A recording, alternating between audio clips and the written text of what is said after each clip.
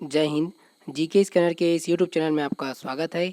दोस्तों, अगर आप छत्तीसगढ़ शिक्षक पात्रता परीक्षा की तैयारी करना चाहते हैं तो ये वीडियो आपके लिए बहुत ही महत्वपूर्ण होने वाला है, क्योंकि आज की इस वीडियो में हम डिस्कशन करेंगे छत्तीसगढ़ शिक्षक पात्रता परीक्षा सीजी टेट के 2017 के प्रश्न पत्र के हल के बारे में। जैसा कि आप सबको पता है कि यहाँ पर छत्तीसगढ़ शिक्षक पात्रता परीक्षा सीजी टेट की यहाँ पर सीरीज चल रही है, जिसमें से हम लोगों ने 2019 के सभी टॉपिक को कवर कर लिए थे। इसके बाद जो है हमारा 2017 का टॉपिक चल रहा है। जैसे जैसे हम आगे बढ़ते जाएंगे यहाँ पर इन सारे टॉपिक को कवर करते जाएंगे। इसके बाद हम यहाँ पर 2016 का लेके आएंगे, फिर 2014, फिर 2011 का, तो इन सभी टॉपिक को हम कवर करेंगे। ठीक है, तो पिछले वीडियो जिन भी दोस्तों ने हमारा पिछला वीडियो नहीं देखा है वो हमारे प्लेलिस्ट पर चले जाइए, वहाँ पर जो है इन सभी की वीडियो जो है वहाँ पर अवेलेबल है। ठीक है फ्रेंड, तो इस वीडियो में हम देखेंगे कि मतलब कि यहाँ पर सीजी टेट 2017 के उन 30 प्रश्नों के बारे में जो गणित विषय से संबंधित है। ठीक है, और इसमें थोड़ा सा इसके बारे में थोड़ा डिस्कशन करेंगे। ठीक, तो सबसे पहले हम यहाँ पर स्टार्ट करते हैं। देखो, तो यहाँ पर देखो क्या दिया गया है, 26,549 में 5 के स्थानीय मान और अंकित मान में अंतर है। तो इसमें क्या करना है फ्रेंड, देखो यहाँ पर क्या बोला जा रहा है, स्थानीय मान और अंकित मान में अंतर। तो हम देखते हैं कि सबसे पहले यहाँ पर देखो 26,549 में 5 का स्थानीय मान, तो 5 सैकड़ा का स्थानीय मान यहाँ पर कितना हो जाएगा, ये 5 हो गया। 5 का स्थानीय मान ये सैकड़े वाले में कितना हो गया, इकाई दहाई सैकड़ा, तो ये 5 हो गया। उसी प्रकार अब इसका अंकित मान करते हैं, 5 का जो अंकित मान है फिर यहाँ पर कितना हो जाएगा, अंकित मान 5 का अंकित मान 5। ठीक है, अब क्या बोला जा रहा है, अंतर बोला जा रहा है ना, तो अंतर इन दोनों का अंतर कर देते हैं, 500 में 5 को माइनस कर देते हैं। तो हम क्या करेंगे, माइनस कर देंगे, तो यहाँ पर कितना बच जाएगा, ये 495। ठीक है, और यही हमारा क्या हो जाएगा, इसका सही उत्तर हो जाएगा। तो यहाँ पर कौन सा ऑप्शन सही है, ऑप्शन डी इसका सही उत्तर है। ठीक है फ्रेंड, अगला क्वेश्चन की ओर आगे बढ़ते हैं। तो हमारा अगला क्वेश्चन है, 132 के सभी धनात्मक भाजकों को घटते क्रम में व्यवस्थित किया जाता है, तब प्रथम भाजक के इकाई स्थान पर कौन सा अंक होगा। तो यहाँ पर देखो क्या बोला जा रहा है, 132 के सभी धनात्मक भाजकों को। ठीक है, तो देखो इस कंडीशन में 132, तो यहाँ पर अगर हम धनात्मक भाजकों की बात करते हैं तब प्रथम भाजक के इकाई स्थान पर, तो यहाँ पर इकाई स्थान पर यहाँ कहाँ से स्टार्ट होगा, 1 से। तो हमारे यही फाइनल आंसर क्या हो जाएगा, ऑप्शन ये सी। ठीक है, अब अगले प्रश्न की ओर आगे बढ़ते हैं। हमारा अगला प्रश्न है, देखो किसी परीक्षा में 120 परीक्षार्थियों द्वारा प्राप्त अंकों का औसत 35 है, उत्तीर्ण परीक्षार्थियों का जो औसत है 39 है और अनुत्तीर्ण परीक्षार्थियों का औसत 15 है। तो परीक्षा में उत्तीर्ण परीक्षार्थियों की संख्या है, तो इस कंडीशन में देखो क्या बोला जा रहा है, इसी परीक्षा में 120 परीक्षार्थियों द्वारा प्राप्त अंकों का औसत। ठीक है, तो हम सबसे पहले यहाँ पर क्या करेंगे, उत्तीर्ण जो परीक्षार्थियों का औसत और अनुत्तीर्ण परीक्षार्थियों का औसत देखते हैं। तो यहाँ पर क्या दिया गया, सबसे पहले उत्तीर्ण कितना है, 39। ठीक है, और उसके बाद जो अनुत्तीर्ण परीक्षार्थियों का औसत दिया है 15। तो हम इसका क्या कर सकते हैं, मिक्सर निकाल सकते हैं, दोनों का क्या करते हैं, मिक्सर निकाल लेते हैं। तो दोनों को यहाँ पर क्या निकालिए, मिक्सर निकालिए। ये देखो, तो इन दोनों का मिक्सर ये देखते हैं तो कितना दिया है औसत इसमें, 35। तो ये कितना हो गया, 35। ठीक है, अब इसके बाद जो है, इसके बाद हम क्या करेंगे, इन दोनों का जो है अंतर निकाल देते हैं। ठीक है, तो यहाँ पर देखो 39 में 15 में इसका अंतर निकालते हैं, उसके बाद 15 और 35 का अंतर निकालते हैं। तो यहाँ पर देखो 39 में 15 का अंतर कितना आ जाएगा, 4, और यहाँ पर जो है 35 15 का अंतर 20। ठीक है, इतना हो गया। अब इसको करने के बाद देखो यहाँ पर क्या हो जाएगा, ये इसको सॉल्व करते हैं, तो 15 से यहाँ 35 में यहाँ पर कितना लिख देते हैं हमें, ये 5। ठीक है, यहाँ पर इसका इतना आ जाएगा। इस प्रकार से यहाँ देखो सॉल्व करने के बाद, ठीक है, यहाँ से 15 से 20 सॉल्व करते हैं तो ये 20 इधर आ गए और 4 ये इधर आ गए। ठीक है, तो यहाँ पर कितना आ गया, 20:4। अब इसको सॉल्व करते हैं तो देखो ये 4 से डिवाइड करेंगे, 4 एकम 4 और ये 4 पंचे 20, इतना हो गया। अब देखो यहाँ पर क्या दे रहे हैं, टोटल जो है कितना आ रहा है, फिर परीक्षार्थियों में उत्तीर्ण परीक्षार्थियों की संख्या ये 5:1 आ गया। तो टोटल कितना हो गया, 6 हो गया ना, 5 और 1 6 हो गया। अब इसको आगे करते हैं तो देखो यहाँ पर पूछा जा रहा है कि इसमें कुल 120 है। ठीक है, कुल कितना है, 120।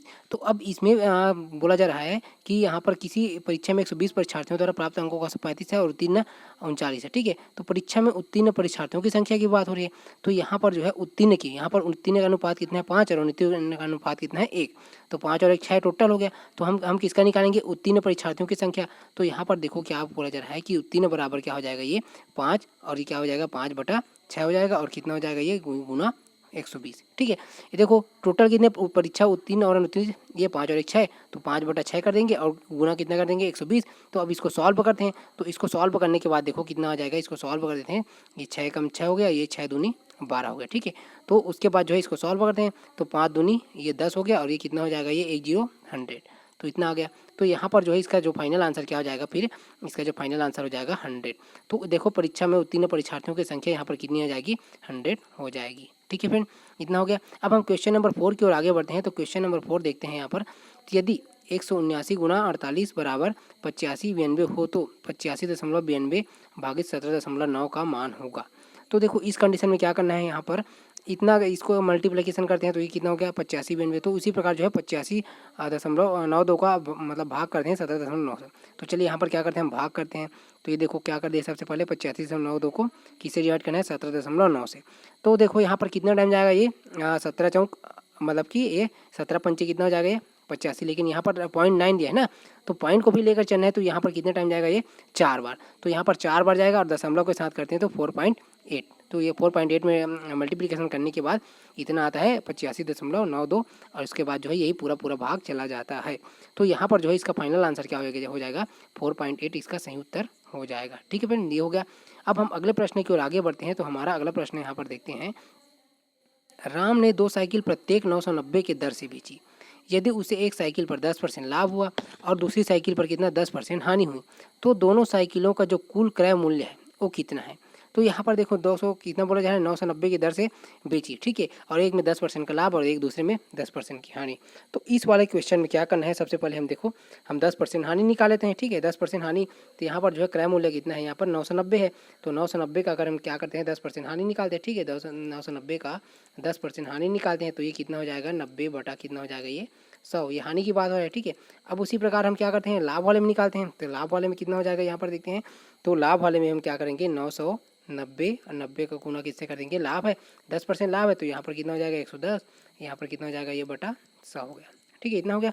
अब इसको सॉल्व करते हैं। देखो इसको सॉल्व करने के बाद एक यहाँ से ये कैंसिल हो जाएगा, ये कैंसिल ये कैंसिल ये कैंसिल और ये कैंसिल। ठीक है, तो यहाँ पर इसको मल्टीप्लिकेशन करते हैं तो ये 9 नियम 81 हो गया, उसके बाद 9 नियम 81 और उसके बाद 8 जोड़ते हैं इसको। ठीक है, तो 8 जोड़ने के बाद ये कितना हो जाएगा 89, ये 8 हो गया 891। ठीक है, अब इस वाले को सॉल्व करते हैं। इस वाले को इधर भी कैंसिल इधर भी कैंसिल और यहाँ 2 जीरो कैंसिल इधर 0। अब इसको क्या करेंगे 99 गुना 11 से करेंगे।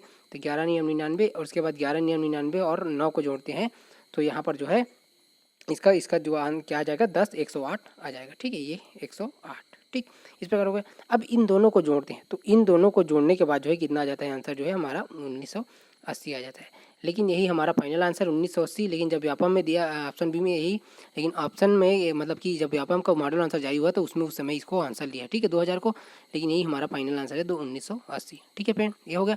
अब अगला प्रश्न की ओर आगे बढ़ते हैं। हमारा अगला प्रश्न देखते हैं, किसी वर्ग का परिमाप जो है 36 सेंटीमीटर है और किसी आयत की चौड़ाई 7 सेंटीमीटर है। तो यदि वर्ग और आयत के परिमाप बराबर हो तो आयत का क्षेत्रफल वर्ग सेंटीमीटर में है। तो देखो यहाँ पर पूछा जा रहा है वर्ग का परिमाप। तो यहाँ पर लास्ट में देखो कि ये वर्ग और आयत के परिमाप बराबर है। ठीक है, क्या बोला जा रहा है वर्ग और जो आयत का परिमाप बराबर है, मतलब कि यहाँ पर देखो क्या बोला जाए, अगर ये वर्ग, ठीक है वर्ग हो गया और ये इन दोनों का जो परिमाप है क्या है बराबर है। तो इस कंडीशन में हम क्या मान लेते हैं, तो इसको देखो इसमें क्या करना है 36 सेंटीमीटर। वर्ग का परिमाप कितना दिया है 36 दिया है। ठीक है, तो ये हो गया। तो उसी प्रकार जो है इसका भी परिमाप क्या हो जाएगा फिर 36 हो जाएगा। तो मतलब आयत का भी कितना हो जाएगा 36 हो गया।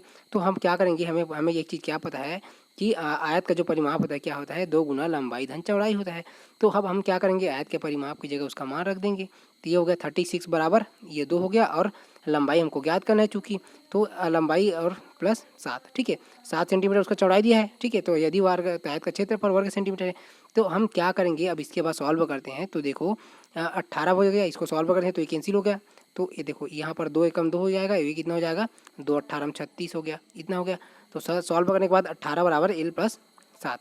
अब इसको सॉल्व करते हैं तो सॉल्व करने के बाद ये क्या हो जाएगा एल बाहर आ जाएगा इधर, एल इसके बाद जो है 18 माइनस क्या हो जाएगा ये 7 हो जाएगा। तो चलिए सॉल्व करते हैं। इसको सॉल्व करने के बाद जो है फाइनल क्या आ जाएगा ये एल बराबर 18 माइनस 7। ठीक है, अब आगे इसमें करते हैं। तो आगे इसमें करने के बाद देखो एल बराबर 11 आ जाएगा। तो यहाँ पर हम क्या करेंगे एल की वैल्यू रख देंगे। अब पूछा जा रहा है क्या आयत का क्षेत्रफल पूछा जा रहा है। तो आयत का क्षेत्रफल क्या होता है फिर आयत का क्षेत्रफल जो होता है लंबाई गुणित चौड़ाई। ठीक है, अब हमको यहाँ से क्या लंबाई पता चल गई, यहाँ से क्या हो गया लंबाई पता चल गया और यहाँ से यहाँ चौड़ाई पहले से दिया हुआ है। चौड़ाई पहले से कितनी जो है 7 दिया हुआ है। तो हम क्या करेंगे इस कंडीशन में, अब आयत के क्षेत्रफल में क्या करेंगे इसका जो मान रख देंगे इस वाले। तो यहाँ पर लंबाई का मान रखेंगे, इसमें चौड़ाई का मान रखेंगे। तो ये हो गया लंबाई गुना चौड़ाई 11 गुना 7। अब 11 गुना 7 करते हैं तो इसका फाइनल आंसर क्या हो जाएगा फिर ये 77 आ जाएगा। तो आयत का क्षेत्रफल यहाँ पर कितना हो जाएगा ऑप्शन सी 77। ठीक है फ्रेंड, इतना हो गया। तो ये हमारा फाइनल आंसर हो गया। अब अगला प्रश्न की ओर आगे बढ़ते हैं। हमारा अगला प्रश्न देखते हैं। तो इस्माइल और पूजा के पास 7:3 के अनुपात में कुछ पैसे थे। इस्माइल के पास 490 रुपये थे। यदि पूजा के पास पैसे केवल 10 रुपये के सिक्कों में, तो पूजा के पास कुल कितने सिक्के हैं। अब इस कंडीशन में देखो क्या बोला जा रहा है टोटल जो पैसे 7:3 में है, लेकिन यहाँ पर जो है 490 रुपये जो है इस्माइल के पास है। तो इस्माइल और पूजा की बात हो रही है ना, तो इस्माइल और पूजा को यहाँ पर कितना लिख देते हैं हम 7:3। ठीक है, अब बोला जा रहा है 490, तो 490 किसके बराबर है 7:7 में, तो यहाँ पर कर देते हैं 7 बराबर 490। ठीक है, ये हो गया। अब देखो आगे इसमें देखो कि ये 490/7 कर देते हैं, बराबर ही कितना आ जाएगा ये 70 आ गया। ठीक है, अब इस्माइल के पास कुल कितने मतलब कि अनुपात में कितना आ गया 70। ठीक है, अब उसके बाद अगर हम बात करते हैं पूजा की बात, तो पूजा की बात करते हैं तो पूजा का कितना हो गया 3। तो चूंकि देखो यहाँ पर इस्माइल का 7 अनुपात है और इसका जो है 3 है, तो 7 अनुपात बराबर इसका जो है फाइनल क्या हो गया 70 आ गया। अब उसके बाद जो है इसके ऊपर पूजा का देखते हैं, तो पूजा में कितना रहा इसका अनुपात जो है 3। तो इस कंडीशन में क्या करेंगे हम देखो, तो 3 का गुणा किसके साथ कर देंगे 70 के साथ। 70 के साथ किया तो यहाँ पर कितना आ जाएगा ये टोटल 210 आ गया। ठीक है, अब जो पूजा के पास जो रुपए है कितने हैं 210 रुपये है, लेकिन यहाँ पर क्या पूछा जा रहा है पैसे केवल 10 रुपये के सिक्कों में है, तो पूजा के पास कुल कितने सिक्के हैं बोला जा रहा है। ठीक है, तो हम इसको क्या करेंगे 210 को सिक्कों में कन्वर्ट कर देंगे 10 रुपये के सिक्के। तो यहाँ पर क्या करेंगे 210 जो है बटा कितना कर देंगे 10 बराबर जो है आंसर क्या हो जाएगा 21 आ जाएगा। ठीक है, यही हमारा फाइनल आंसर है 21 ऑप्शन सी। ठीक है फ्रेंड, ये हो गया। अगला प्रश्न हमारा देखते हैं, हमारा अगला प्रश्न इसमें तो देखो संख्या यहाँ पर 8 जो है संख्याओं का जो महत्तम मतलब क्वेश्चन नंबर 8 है, तो संख्याओं का महत्तम समापवर्तक 8 है, तब निम्नलिखित में से कौन सी संख्या उनका लघुत्तम समापवर्तक नहीं हो सकती। तो देखो यही क्वेश्चन को हमको क्या करना है 2 बार 3 बार पढ़ना है, एकदम इजी तरीके से ये बन जाएगा। देखो महत्तम समापवर्तक बोला जा रहा है ना, तो महत्तम समापवर्तक मतलब कि यहाँ पर जो 4 ऑप्शन दिया है, ठीक है, ऐसे क्वेश्चन को ऑप्शन से बनाना है। तो ऑप्शन दिया है तो उसमें हमको क्या करना है 8 का जो इसमें क्या है चारों ऑप्शन में जो 8 का जो है मतलब उसका गुणज होगा ही। ठीक है, तो इसमें क्या करेंगे हम देखो सबको गुना करके देखते हैं। 8 के मतलब 8 के टेबल में 32 आता है ना, 8 चौक 32, 56 भी आता है, 8 7 56, 64 भी आता है, 8 8 64, उसके बाद जो 76 जो है नहीं आता। तो यही जो है क्या है इसका जो है समापवर्तक उनका लघुत्तम समापवर्तक नहीं हो सकती, तो यही उसका फाइनल आंसर है ऑप्शन डी। ठीक है, अगला प्रश्न देखते हैं हम। हमारा अगला प्रश्न यहाँ पर है अपने वास्तविक गति से 4/5 गति से चलने से एक व्यक्ति जो है 1.5 घंटे देरी से पहुंचता है। ठीक है, 1.5 घंटे देरी से पहुंचता है, तो उसका जो पहुंचने का वास्तविक समय क्या है। तो यहाँ पर देखो वास्तविक समय है, अब पूछा जा रहा है, तो ऐसे जब भी क्वेश्चन आता है तो इसके लिए हम एक सिंपल सा ट्रिक यूज़ करते हैं। ठीक है, तो ट्रिक क्या हो जाएगा यहाँ पर देखते हैं, तो ये ट्रिक हो जाएगा a/b - a गुना टी। तो ऐसे क्वेश्चन जब भी आएगा तो आपको ये हमेशा याद रखना है, ट्रिक के माध्यम से सॉल्व होता है। अगर ऐसे सॉल्व करेंगे तो बहुत लंबा चौड़ा हो जाता है, टाइम लगता है, इसलिए हम यहाँ पर केवल ट्रिक के माध्यम से यूज़ कर रहे हैं ताकि आपका टाइम बच सके। ठीक है, तो यहाँ पर एक इसको मान लेते हैं हम 4 को मान लेते हैं, और बी किसको मान लेते हैं हम 5 को मान लेते हैं। ठीक है, तो एक इसको माने यहाँ पर 4 को और बी किसको माने यहाँ पर 5 को। ठीक है, तो हम क्या करेंगे 5 माइनस यहाँ पर कितना हो जाएगा 4 और गुना कितना हो जाएगा 1.5 घंटे। तो 1.5 घंटे बराबर यहाँ पर कितना हो जाएगा ये 90 मिनट हो जाएगा ना, 1 घंटा में 60 मिनट, तो 1.5 घंटे में 90 मिनट, तो यहाँ पर टाइम को क्या कर देते हैं 90। ठीक है, ये हो गया। अब इसको देखते हैं क्या करें सॉल्व करते हैं, तो ये 4 बटा कितना हो जाएगा 1 आ जाएगा, गुना यहाँ पर कितना आ जाएगा ये 90 आ जाएगा। ठीक, इतना हो गया। अब 4 का गुना 90 से करते हैं बराबर यहाँ पर कितना आ जाएगा ये 360, इतना आ गया 360। अब ये क्या आ गया 360 जो है मिनट में आया है। ठीक है, 360 को मिनट में कन्वर्ट कर देंगे घंटे से, तो यहाँ पर कितना आ जाएगा ये टोटल अगर क्रॉस करते हैं इसको मतलब 6 कम 6 और ये 6 6 36 और ये 0, तो यहाँ पर जो है कितना आ गया ये सॉरी मतलब इसमें क्या करते हैं हम घंटे में कन्वर्ट करना है ना, घंटा में, तो 3 कितना आ रहा है 60 से कन्वर्ट करें, तो ये 60 बार में जाएगा तो कितना जाएगा ये 6 घंटे, तो ये कितना आ जाएगा ये 6 घंटे इसका फाइनल आंसर हो जाएगा। ठीक है, ये हो गया इसका फाइनल आंसर। ठीक, अब हम अगले प्रश्न की ओर आगे बढ़ते हैं। तो हमारा अगला प्रश्न यहाँ पर देखते हैं क्वेश्चन नंबर 10। तो क्वेश्चन नंबर 10 में देखो क्या दिया गया है, वर्गमूल 30 का 10% प्लस वर्गमूल 30 का 40% माइनस जो है वर्गमूल 30 का 90%। तो इसमें क्या करेंगे हम, इस कंडीशन में क्या करते हैं, देखो 30 का जो है कितना परसेंट बोला जा रहा है 10%। ठीक है, तो 30 का 10% करेंगे तो यहाँ पर जो है वर्गमूल कितना आ जाएगा ये वर्गमूल ये 3 आ जाएगा। ठीक है, उसके बाद जो है प्लस यहाँ पर जो है 30 का 40%, तो वर्गमूल 30 का यहाँ पर जो है वर्गमूल 30 का कितना आ जाएगा 40% करते हैं तो वर्गमूल 12 आ जाएगा। यहाँ पर माइनस कर देते हैं, अब माइनस करने के बाद जो है वर्गमूल 30 का 90%, तो वर्गमूल 30 का जो 90% यहाँ पर कितना आ जाएगा 27 आ जाएगा। ठीक है, ये हो गया। अब इसको तोड़ के लिखते हैं तो वर्गमूल 3 जैसे का तैसा रहेगा, ये तो वर्गमूल 3 रहेगा। अब प्लस ये 12 को हम क्या लिख सकते हैं यहाँ पर 2 वर्गमूल 3 लिख सकते हैं ना, 2 वर्गमूल 3 हो गया, माइनस इसको क्या लिख सकते हैं हम इसको 27 को 3 वर्गमूल 3 लिख सकते हैं, 3 वर्गमूल 3 ऐसा। ठीक है, ये हो गया। अब देखो यहाँ पर क्या हो जाएगा ये वर्गमूल 3 और 2 वर्गमूल 3 इसको जोड़ते हैं तो ये क्या हो जाएगा ये इसका है 3 वर्गमूल 3 ऐसे आ जाएगा ये। ठीक है, अब उसके बाद माइनस कितना करेंगे 3 वर्गमूल 3। ठीक, इस प्रकार से कर लिए। अब देखो इन दोनों को अगर माइनस करते हैं तो यहाँ पर जो आंसर क्या आ जाएगा, फाइनल वैल्यू 0 आ जाएगा। तो हमारा आंसर क्या हो जाएगा, ऑप्शन ए सही उत्तर है। ठीक है, अगला प्रश्न यहाँ पर देखते हैं, क्वेश्चन नंबर 11। यहाँ पर देखो क्या बोला जा रहा है, 1 सेंटीमीटर त्रिज्या के केवल एक बेलन में 1 मिनट में समान आकारों के 5 घनाकार बर्फ रखी जा सकती है। तब 1 मिलीमीटर त्रिज्या के एक बेलन में 60 सेकंड में उसी माप के कितने बर्फ रखे जा सकते हैं। अब इस क्वेश्चन को भी क्या करना है, हमको लॉजिक लगाना है। कैसे लॉजिक, तो यहाँ पर बोला जा रहा है 1 सेंटीमीटर के त्रिज्या के एक बेलन में 1 मिनट में समान आकार, यहाँ पर पूछा जा रहा है सेंटीमीटर में। ठीक है, और यहाँ पर जो बोला जा रहा है, ठीक है, तब 1 मिलीमीटर त्रिज्या के, तो ये चूंकि सेंटीमीटर दी है, मिलीमीटर दी है, तो इसको बनाने में क्या हो जाएगा, बहुत सारा निर्धारित नहीं किया जा सकता। तो यहाँ पर जो इसका सही आंसर हो जाएगा, ऑप्शन डी सही उत्तर है। ठीक है, अगला प्रश्न के आगे बढ़ते हैं। हमारा अगला प्रश्न है, देखो क्वेश्चन नंबर जो है 12। तो इस कंडीशन में देखो क्या दिया है, 5 माइनस 3/4 धन 2 सही 1/2 माइनस 0.5 प्लस 1/8 माइनस 1/9, और इसमें क्या करना है, ब्रैकेट क्लोज करने के बाद इसका मान ज्ञात करना है। तो इसमें क्या करना है, देखो यहाँ पर देखो ये बार लगा है। ठीक है, ये बार वाले को हमको पहले सॉल्व करना है। तो इन दोनों को सॉल्व करते हैं, तो इसको सॉल्व करें, उसके बाद जो है यहाँ पर, तो इसको सॉल्व करते हैं क्या है, तो यहाँ पर जो है 8 और 9 का एलसीएम कितना आ जाएगा, ये 72 आ गया। ठीक है, उसके बाद जो है इसको सॉल्व करेंगे, फिर इसके बाद हम 0.5 को क्या लिख सकते हैं, 0.5 को हम क्या लिख सकते हैं, 0.5 को 1/2 लिख सकते हैं ना, तो ये हो गया। तो इसको अच्छे तरीके से लिख देते हैं। तो चलो यहाँ पर देखते हैं, अच्छे तरीके से लिखने के बाद देखो इस प्रकार से इसको सॉल्व करेंगे। तो 8 ये ना हो गया। अब देखो अब इसको फिर से सॉल्व करते हैं, तो सॉल्व करने के बाद ये क्या आ जाएगा, ये देखो इतना आ जाएगा 37 5 माइनस 3/4 प्लस 5/2 माइनस 37/72। ठीक है, इतना हो गया क्लियर। अब देखो अब इसको आगे सॉल्व करते हैं, तो आगे सॉल्व करने के बाद ये कितना आ जाएगा, फिर ये 5 माइनस 3/4 प्लस 143/72।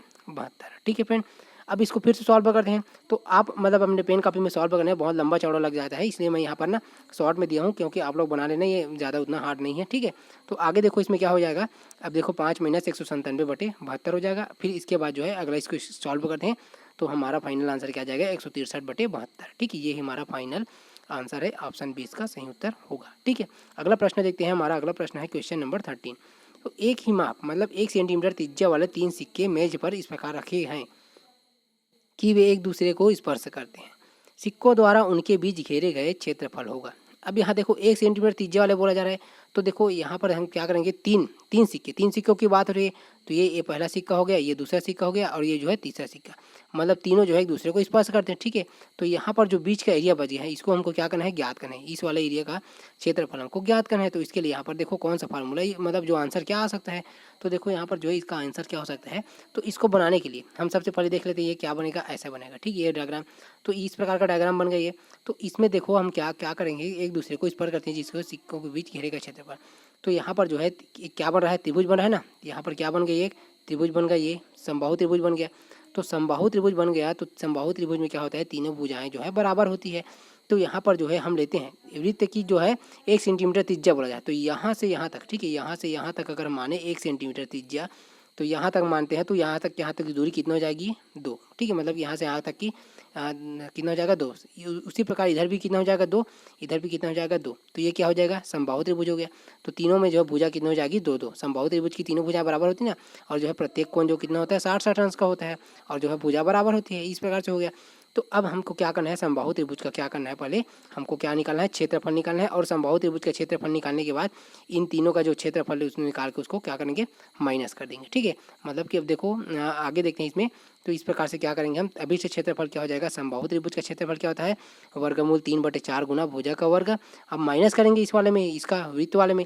तो देखो वृत्त वाले में माइनस कर देंगे वृत्त का क्षेत्रफल। तो यहाँ पर 3 है, तो 3 गुना पाई r²/6। अब देखो इस वाले में 6 कैसे आ जाएगा। ठीक है, 6। तो यहाँ पर चूंकि हम देखते हैं कि वृत्त का जो टोटल कितना मान होता है, 360 अंश। ठीक है, तो ये होगा 360 अंश। तो 360 अंश का जो एक भाग है यहाँ पर, तो एक भाग 6 भाग होते हैं, 6 भाग हो गया, 6 भाग मिलाकर बना है। तो यहाँ पर जो है एक भाग हो गया, तो एक भाग को हम लेना है। तो यहाँ पर हम क्या करेंगे, 6 से डिवाइड करें, तो यहाँ पर हमें 6 को लेना है। ठीक है, तो इस प्रकार से इसको ले लिए। अब आगे इसको सॉल्व करते हैं। तो सॉल्व करने के बाद देखो ये क्या हो जाएगा, मान रख देते हैं वर्गमूल 3/4 गुना। अब क्या करें हम, यहाँ पर 2 रखें, यहाँ पर वैल्यू कितना है, समबाहु त्रिभुज की प्रत्येक भुजा 2। तो यहाँ पर हम क्या करें, भुजा का 2 का वर्ग कर दिया, माइनस क्या कर दीजिए 1/2 पाई और क्या हो जाएगा 1/1 का स्क्वायर। यहाँ पर r का स्क्वायर मतलब कि 1 का स्क्वायर, त्रिज्या 1 दिया ना, r हो गया। और इसको सॉल्व कर दें तो क्या आ जाएगा 1/2 और इसके बाद स्क्वायर। ठीक है, मैं शॉर्ट में सॉल्व कर दिया हूँ तो ताकि जगह बचेगा ऐसा करके। ठीक है, अब इसको अच्छा सा मतलब समझ के अच्छे से सॉल्व करने लंबा चौड़ा।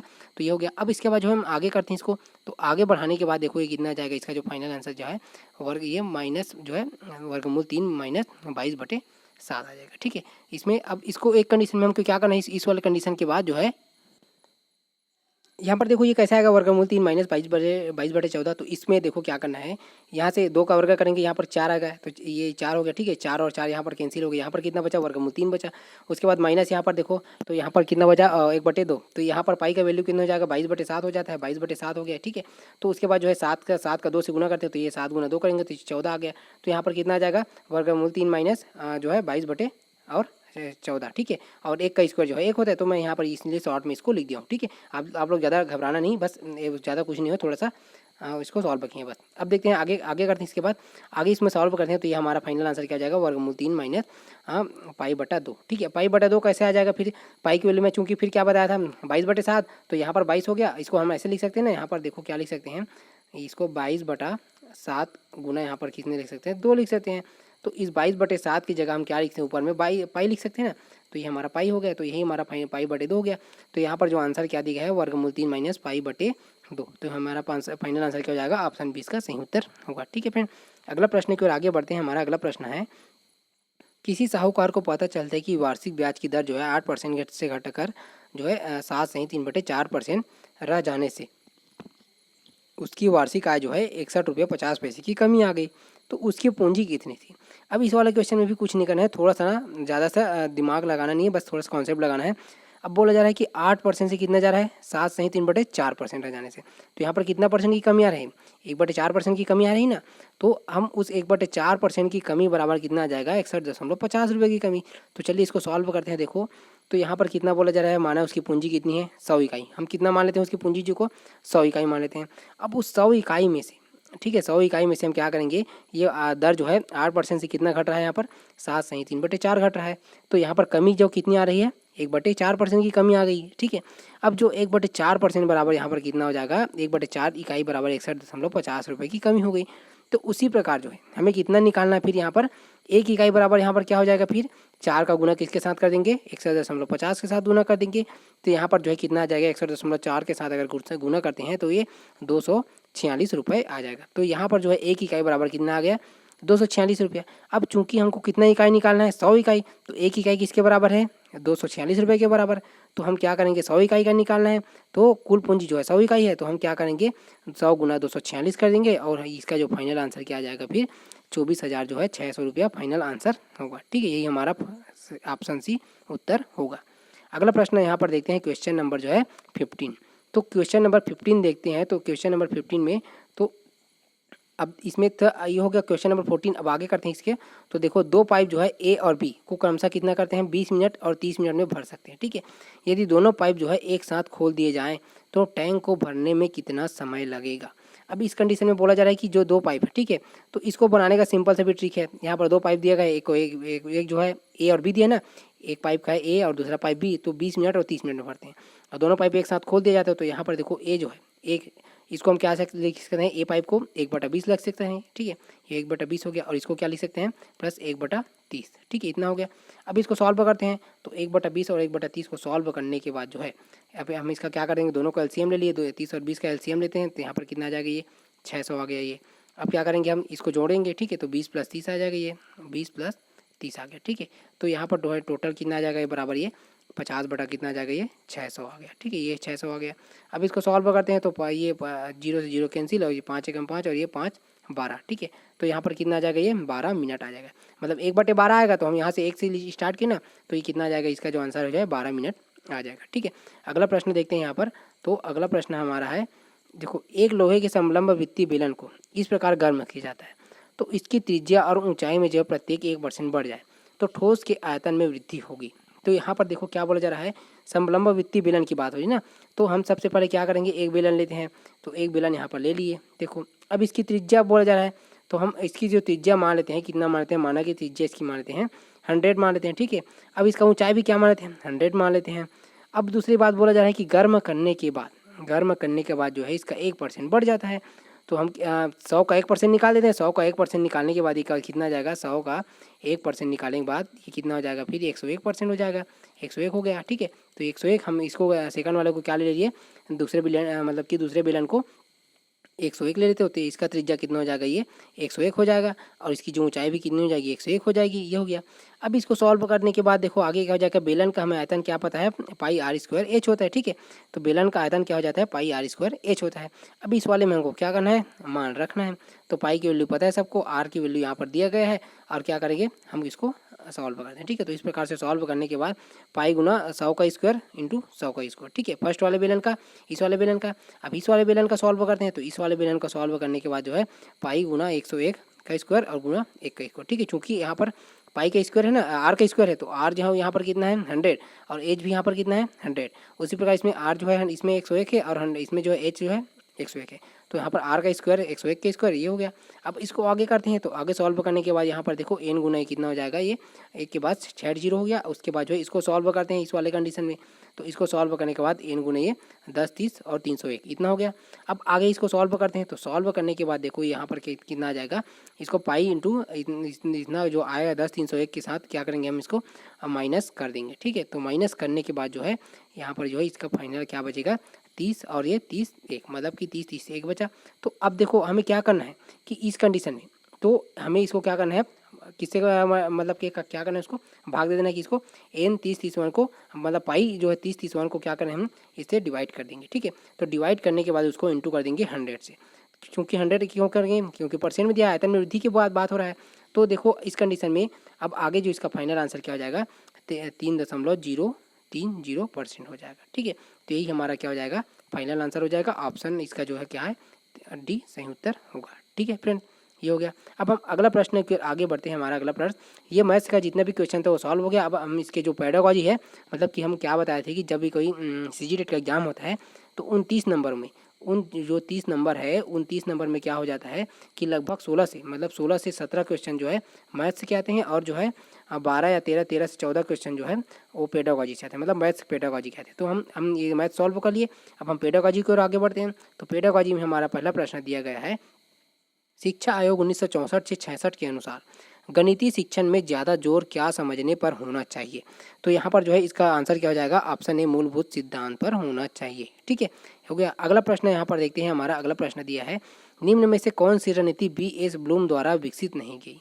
ऑप्शन ए विषय वस्तु का इकाइयों में विभाजन, ऑप्शन बी जो है सीखने में आने वाली कठिनाइयों को पहचानना, ऑप्शन सी जो है शिक्षकों द्वारा मास्टरी स्तर प्राप्त करना, और ऑप्शन डी जो है इकाई परीक्षण का निरीक्षण करना, ठीक है। तो इसका जो सही आंसर क्या हो जाएगा, ऑप्शन डी जो है इकाई परीक्षण का निरीक्षण करना इसका सही उत्तर होगा, ठीक है फ्रेंड। अब अगला प्रश्न यहाँ पर देखते हैं। हमारा अगला प्रश्न दिया गया है क्वेश्चन नंबर जो है 19। तो मूर्त से अमूर्त की ओर जो बढ़ना है, ठीक है, मूर्त से जो अमूर्त की ओर बढ़ना है वो क्या है। तो देखो इसमें क्या दिया गया है, ऑप्शन है समस्या हल विधि, प्रयोगशाला विधि, प्ले वे विधि और पेडागॉगिक विधि। तो इसका जो सही आंसर क्या हो जाएगा, ऑप्शन डी पेडागॉगिक विधि हो जाएगा, ठीक है। अगला प्रश्न देखते हैं क्वेश्चन नंबर जो है हमारा 20।